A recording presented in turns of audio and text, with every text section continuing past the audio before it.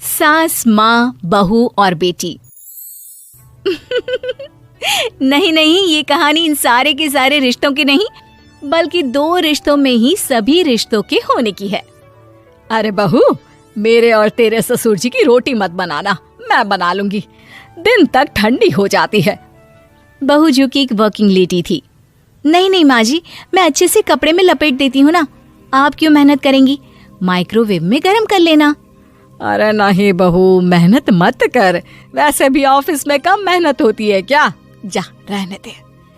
लेकिन बहू मानती नहीं, वो सास ससुर की रोटी बनाकर ही जाती है। दोपहर में खाने के वक्त ससुर जी कहते हैं, अरे बहू को रोटी बनाने के लिए क्यों मना कर दिया, क्या हो गया, ठंडा ही तो खाते आए हम लोग हमेशा से। अरे वो क्या है ना, सुबह ऑफिस जाती है, घर का सारा काम करने में वक्त लग जाता है, अरे थकती है वो अलग, तो मैंने सोचा बहाने से ही थोड़ा कम काम करवाऊं। ससुर मुस्कुरा रहे होते हैं। यह तो अच्छा है, बहू को समझना जरूरी है। वक्त बीत रहा था, घर में सब खुश थे कि एक दिन, माँ जी आप शाम को थोड़ा टहलने निकला करें, घर पर रह रहकर हड्डियां जाम होती है, पापा को भी ले जाया करिए, मैं वक्त पर तो आ जाती हूँ। बहू ठीक 5 बजे ऑफिस से घर आ जाती है। फिर चाय नाश्ता बनाकर सास ससुर के साथ बैठती, उन लोगों को सारा दिन का हाल बताती। रात को पति घर आता है। क्या बात है बेटा, ऑफिस से आकर कभी हम लोगों के साथ भी बैठा कर। अरे माँ, दिन रात काम करके मन ही नहीं करता, अगले दिन की फिर तैयारी होती है, आप और पापा ही कमरे में आ जाओ। इससे अच्छी तो बहू है, कितना भी थकी रहे, घर आकर हम लोगों के लिए चाय नाश्ता बनाना, फिर बातें करना। बहू ना होती तो हम बुढ़ा बुढ़िया तो बैठे ही रह जाते। सास और ससुर अब बहू के कहने पर शाम की सैर पर निकलने लगते हैं। सास की कई सहेलियां बनती है तो ससुर को भी कुछ बुजुर्ग लोगों का ग्रुप मिल जाता है। कैसा रहा सहेलियों के साथ शाम का वक्त? हम लोगों ने तो भाई खूब योगा किया। अरे हम लोगों को गप्पों से फुर्सत ही नहीं होती। वैसे मिसेस मल्होत्रा आज बहू के बारे में कुछ बोल रही थी। तभी वहां ऑफिस से बहू आ जाती है जो जींस और टॉप में होती है। क्या बात है माँ, क्या कह रही थी आपकी सहेली आपकी बहू के लिए? सास इस बार बहू को कुछ अलग तरीके से देखती है और उल्टा सवाल ही दाग देती है। क्या कह रही थी वो हटा, ये बता, तेरे ऑफिस में तो मर्द भी काम करते होंगे ना? बहू जो अब तक मजाक कर रही थी वो सीरियस हो जाती है। मर्द होंगे नहीं माँ जी, मर्द ही ज्यादा हैं, हम 5 ही लड़कियां हैं ऑफिस में। अरे तो अच्छा लगता है क्या ऐसे कपड़े पहनती हो? कल से तुम ना साड़ी पहनकर ऑफिस जाना, और हाँ, शाम का नाश्ता थोड़ा जल्दी बनाया करो, नाश्ता बनाकर बाद में ही ऑफिस के कपड़े चेंज करने जाना। बहू को समझ में नहीं आता कि सास को हो क्या गया है, लेकिन वो कुछ नहीं कहती, सीधे किचन में जाकर चाय नाश्ता बनाती है और सास ससुर को दे देती है। अगले रोज बहू ऑफिस के लिए तैयार होती है तो खूब सुंदर सी साड़ी पहनती है और ऑफिस के लिए निकलने से पहले सास और ससुर के पैर छूती है और निकल जाती है। क्या बात है, आज मेधा के ऑफिस में लग रहा है कोई फंक्शन है। अच्छा, पता नहीं, मुझे तो बताया नहीं, वैसे तो सारी बात करती रहती है। अरे देखा नहीं कैसे साड़ी पहनकर जा रही थी? अरे वो तो मैंने ही बोला है उसे। अरे अच्छा लगता है क्या रोज रोज ऐसे सूट या जींस में जाना? बहू हो, बहू बनकर रहो, और आप भी ना मेधा मेधा मत किया करिए, बहू बोला करिए, सर पर चढ़ जाएगी तो दिक्कत हो जाएगी। सास अब बहू को बहू जैसा रखने लगती है, हर बात पर रोका टोकी, हर बात पर ताने। क्या बात है, आजकल लेट आ रही हो ऑफिस से? अरे चाय के लिए भी देर हो जाती है, हम लोग फिर पार्क में भी देर से पहुंचते हैं। सभी की बहुएं वक्त से चाय नाश्ता करा देती है अपने सास ससुर को, बस एक तू ही है जो उस वक्त ऑफिस से निकलती है। माँ जी, वो एक रास्ता पुलिस वालों ने न जाने क्यों बंद कर रखा है, जिसके कारण ट्रैफिक ज्यादा हो जाता है। मैं कोशिश करूंगी कल वक्त से पहले ही निकल जाऊं। ससुर देख रहे होते हैं कि बहू अब परेशान सी रहने लगी है। एक रोज, मेधा, बेटी मेधा। जी पिताजी। बेटा देख जरा कौन सी टी शर्ट अच्छी लग रही है। वो क्या है ना, शाम को सब बदल बदल कर टी शर्ट पहनते हैं, मैं भी सोच रहा हूँ कि आज कुछ अच्छा सा पहन कर जाऊं। हाँ पिताजी, ये सही है। ये लाल वाली ना बहुत जचेगी आप पर। मेरे पापा पर भी डार्क रंग बहुत जचता है। क्या चल रहा है? अरे ससुर के सामने घूंघट तो छोड़ो, ऊपर से रंग बताया जा रहा है टी शर्ट का। अरे बहू, कोई संस्कार दिए नहीं है क्या तेरी माँ ने? बहू इस बार बहुत निराश हो जाती है। वो वहां से तुरंत अपने कमरे में चली जाती है। अब बहू घर का सारा काम करती, ऑफिस जाती, लेकिन साड़ी और सर पर पल्ला लेकर। एक बार पड़ोसन उनके घर आती है।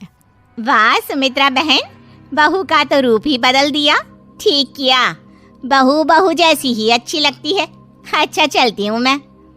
पड़ोसन के जाने के बाद सास बड़ी अकड़ के साथ कहती है, देखा मेरा कमाल, कैसे मैंने मेधा बहू को कंट्रोल में कर लिया। अब बारी ससुर के बोलने की थी। हाँ सुमित्रा, बिल्कुल ये काम तो किया है तुमने, लेकिन कभी सोचा क्या खो दिया? क्या खो दिया? मैंने तो कुछ नहीं खोया जी। खोया है, पहले बहू जब ऑफिस जाती तुम्हारे पैर छूकर तुम्हें गले लगाती, लेकिन अब सिर्फ पैर छूती है। हाँ जी, ये बात तो आप ठीक बोल रहे हैं। पहले घंटों हम लोगों से बात करती, कमरे में ना जाती, ऑफिस से आते ही खुद की चाय, खाना, नाश्ता सब हम लोगों के साथ करती, सारी बात बताती। लेकिन क्या तुम्हें पता है, बहू की तबीयत खराब चल रही है, वो माँ बनने वाली है। ये बात मुझे बेटे ने बताई कि तुम्हें बता दूं। अब सास की आंख में आंसू थे। वो समझ गई थी कि लोगों के कहने में आकर उसने क्या खो दिया। शाम को बहू घर आती है तो माँ किचन में पकोड़े तल रही होती है। अरे माँ जी, आप रहने दीजिए ना, मैं आ तो रही थी। अरे नहीं, जा तू चेंज कर ले, मैं नाश्ता और चाय टेबल पर ही लगा रही हूँ मेधा। सास के मुंह से अपना नाम सुनकर बहू को बहुत अच्छा लगता है। माँ जी, कोई गलती हो गई है क्या? मेरे होते हुए आप काम करें, ये ठीक नहीं है। संस्कारी और समझदार बहू सास को माँ समझती है, लेकिन सास की बेवकूफी उसे सास ही बनाकर रखती है। बहू, मुझे भी थोड़े संस्कार और समझदार बनने का मौका दे, जिससे मैं भी बहू नहीं बेटी को देखूं तुझ में। और हाँ, मेरा होने वाला पोता क्या कहेगा कि दादी ने तो मेरी माँ को बहुत परेशान किया। बहू सास को गले लगा लेती है। नहीं माँ जी, वो कहेगा कि माँ को तो दादी ने बेटी बनाकर रखा है।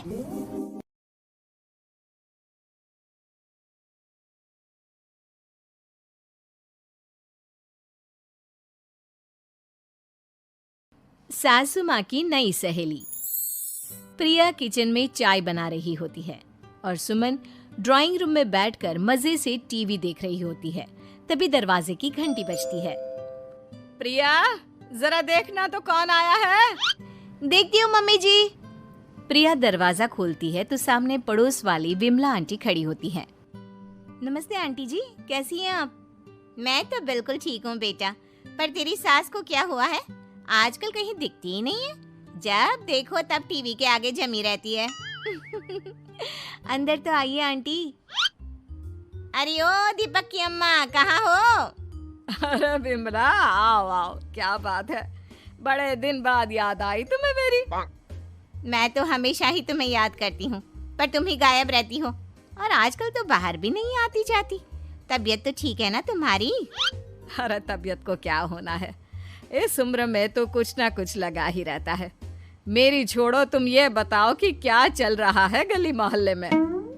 तुम गली मोहल्ले की छोड़ो, चल तो तुम्हारे पड़ोस में रहा है। तुम्हारी नई सहेली आई है। मेरी कौन सी नई सहेली? मैं तो यहाँ बस तुमसे बातचीत कर लेती हूँ, या फिर बाजू वाली शर्मा की बहू से दो चार बातें कर लेती हूँ। इसीलिए तो कहा कि तेरी नई सहेली आई है। अब कोई पड़ोस में आया है तो बात तो होनी ही है। कम से कम इसी बहाने हमारा भी एक ग्रुप बन जाएगा। फिर सब मिलकर अपनी बहुओं की शिकायतें किया करेंगे। दोनों हंसने लगते हैं। तभी प्रिया चाय लेकर आती है और सामने टेबल पर रख देती है। दोनों चाय पीती हैं और बातें करते हैं। चलो मैं चलती हूँ, अब कल मिलते हैं। राम राम। अगले दिन प्रिया किचन में कुछ काम कर रही होती है और सुमन आराम से सोफे पर बैठकर मटर छिल रही होती है। तभी डोरबेल बजती है। प्रिया दरवाजा खोलती है तो सामने उनकी नई पड़ोसन खड़ी होती है। जी, आप कौन? मैंने पहचाना नहीं। नमस्ते बेटा, मैं शारदा आपके बगल वाले घर में अभी 2-4 दिन पहले ही शिफ्ट हुए हैं। ओह अच्छा। नमस्ते आंटी, अंदर आइए ना आप। देखिए तो मम्मी जी, आज कौन आया है। इतना कहकर प्रिया किचन में चाय बनाने चली जाती है। नई पड़ोसन को घर पे देखकर सुमन थोड़ा हैरान हो जाती है। नमस्ते बहन जी, मैं शारदा, आपकी नई पड़ोसन। अच्छा, आप हैं हमारी नई पड़ोसन। आइए और बताइए कैसी हैं आप? जी बिल्कुल ठीक हूँ। वो दरअसल घर पर छोटी सी पूजा रखवाई थी, बस उसी का प्रसाद देने चली आई। सोचा इसी बहाने नए पड़ोसियों से भी मुलाकात हो जाएगी। ये तो बहुत अच्छा सोचा आपने। सुमन प्रिया को आवाज लगाती है। अरे ओ बहू, जरा चाय पानी का तो आके पूछ लो। ये आजकल की बहुएं भी ना, जब तक बोलो नहीं तब तक कुछ नहीं करेंगी। आई मम्मी जी। प्रिया चाय लेकर आती है। दोनों बैठकर चाय पीती हैं और खूब सारी बातें करती हैं। अच्छा बहन जी, अब मैं चलती हूँ, फिर मिलते हैं। अब तो आना जाना लगा ही रहेगा। शारदा के जाने के बाद प्रिया किचन से बाहर आती है। क्या बात है मम्मी जी, आप दोनों को देखकर तो लगा ही नहीं कि पहली बार मिल रही हो। आप दोनों तो बिल्कुल बिछड़ी हुई सहेलियों की तरह बातें कर रही थी। अरे जब दो औरतें मिल जाती है ना, तो बातें अपने आप ही निकल आती है। अब तू अपने काम पर ध्यान दे, बातों पे नहीं। ऐसे ही कुछ दिन बीत जाते हैं। अब सुमन और शारदा अच्छी सहेलियां बन गई होती हैं। दोनों एक साथ मंदिर जाती, मार्केट जाती और कभी कभी तो विमला भी इनके साथ मिलकर खूब हंसी ठिठोली करती। एक शाम तीनों बैठकर सुमन के घर पर चाय पी रही होती हैं कि तभी बहुत तेज बारिश शुरू हो जाती है। सुमन जोर से प्रिया को आवाज लगाती है। प्रिया, ओ प्रिया, देख कितनी तेज बारिश हो रही है। जाके छत से सारे कपड़े ले आ, नहीं तो सब भीग जाएंगे। सुमन 2 बार आवाज लगाती है, लेकिन प्रिया का कोई जवाब नहीं आता। शायद प्रिया कुछ काम कर रही है, इसीलिए कुछ जवाब नहीं दे रही। अरे काहे का काम, आराम फरमा रही होगी महारानी। तभी प्रिया बीमार हालत में अपने कमरे से बाहर निकलती है। हाँ मम्मी जी, क्या हुआ? मेरी तबीयत थोड़ी ठीक नहीं है ना, इसलिए आग लग गई। अरे सारे कपड़े भीग गए और तुझे सोने से फुर्सत नहीं है। सबके सामने सुमन के मुंह से ऐसी बातें सुनकर प्रिया उदास हो जाती है और छत से कपड़े उतारने चली जाती है। सुमन, ये क्या बात हुई? प्रिया ने बताया ना कि उसकी तबीयत ठीक नहीं, इसलिए उसकी आंख लग गई। तुम भी ना खामखा उसे सबके सामने सुना दिया। अरे आप नहीं जानती शारदा जी, कुछ बहुएं ना बहुत आलसी होती है, घर का एक काम नहीं करना चाहती। ऐसा नहीं है सुमन, तुम्हारी बहू तो बहुत प्यारी है, तुम्हारी सारी बात भी तो मानती है। हाँ सुमन, तुम प्रिया के बारे में ऐसा क्यों सोचती हो? मेरी भी 2 बहुएं हैं, लेकिन मैं उन्हें अपनी बेटियों की तरह रखती हूँ। आखिर वो भी तो किसी की बेटियां ही है ना। और अगर तुम ऐसा ही व्यवहार करोगी तो एक दिन प्रिया भी तुम्हारे साथ ऐसा ही बर्ताव करेगी। शारदा और विमला की बातें सुनकर सुमन की तो बोलती बंद हो जाती है। वहीं प्रिया भी बाहर से सारी बातें सुन रही होती है। अरे मैं कोई उसकी दुश्मन थोड़ी ना हूँ, मैं भी उसकी माँ हूँ, लेकिन कभी कभी सास बनना पड़ता है, नहीं तो बहुएं हाथ से निकल जाती है। देखो सुमन, ये सब सोच का फर्क है। अगर तुम ये सोचोगी तो कभी प्रिया को अपनी बेटी नहीं बना पाओगी। इतना कहकर शारदा और विमला वहां से चली जाती हैं और सुमन अकेले बैठकर उनकी बातें सोचने लगती है। अगले दिन प्रिया और दीपक अपने कमरे में बैठकर बात कर रहे होते हैं और सुमन उनके कमरे के बाहर कुछ काम कर रही होती है और उन दोनों की बातें सुन लेती है। दीपक, तुम्हें पता है हमारे पड़ोस में जो शारदा आंटी है ना, बहुत अच्छी हैं। अच्छा, ऐसा क्या हो गया जो तुम्हें वो इतनी अच्छी लगने लग गई? कुछ खास नहीं, बस कल जब मम्मी जी मुझे सबके सामने सुना रही थी तो शारदा आंटी ने मेरा साथ दिया। मैं तो सच में हैरान ही रह गई थी जब उन्होंने मम्मी जी को मुझसे ऐसा बर्ताव करने के लिए मना किया। अच्छा, फिर क्या हुआ? होना क्या था, शारदा आंटी तो मम्मी जी को समझा ही रही थी कि बहू को भी बेटी की तरह ही रखना चाहिए। लेकिन मम्मी जी तो मम्मी जी है ना, उन्हें तो मुझ में हमेशा कमी ही दिखती है। काश मुझे भी शारदा आंटी जैसी सास मिली होती जो मुझे भी अपनी बेटी जैसी समझती। सुमन ये सब सुनकर बहुत उदास हो जाती है और वहां से चली जाती है। प्रिया की बातें सुमन के कानों में बार बार गूंज रही थी। उसे बहुत शर्मिंदगी महसूस हो रही थी कि उसने प्रिया के साथ बहुत गलत किया है। अगले दिन सुमन शारदा और विमला को बुलाती है। क्या बात है सुमन, आज तूने ऐसे अचानक क्यों बुलाया? सब ठीक तो है ना? हाँ हाँ सब ठीक है, तुम दोनों बैठो तो सही। तब तक दीपक और उसके पापा भी आ जाते हैं। प्रिया तुम भी आ जाओ। क्या हुआ मम्मी जी, आपने बुलाया? हाँ प्रिया बेटा, मैं आज सबके सामने तुमसे माफी मांगना चाहती हूँ। मैंने आज तक तुम्हारे साथ बहुत बुरा व्यवहार किया है, लेकिन तुमने कभी भी मेरे साथ बुरा बर्ताव नहीं किया। मुझे अपनी गलती का एहसास हो गया है, हो सके तो मुझे माफ कर देना। प्रिया अपनी सास की बातें सुनकर हैरान हो जाती है। उसकी आंखों में आंसू आ जाते हैं। प्लीज मम्मी जी, आप मुझसे माफी मत मांगिए, मैं भी आपकी बेटी ही हूँ। वैसे एक थैंक यू तो मेरी नई सहेली को भी बनता है, जिसकी वजह से मुझे मेरी गलती का एहसास हुआ। शारदा बहन, आपका बहुत बहुत शुक्रिया जो आपने मेरी आंखें खोल दी। अरे क्या सुमन, तुम भी ना। तो फिर इसी बात पर चाय और पकोड़े हो जाए। हाँ हाँ क्यों नहीं।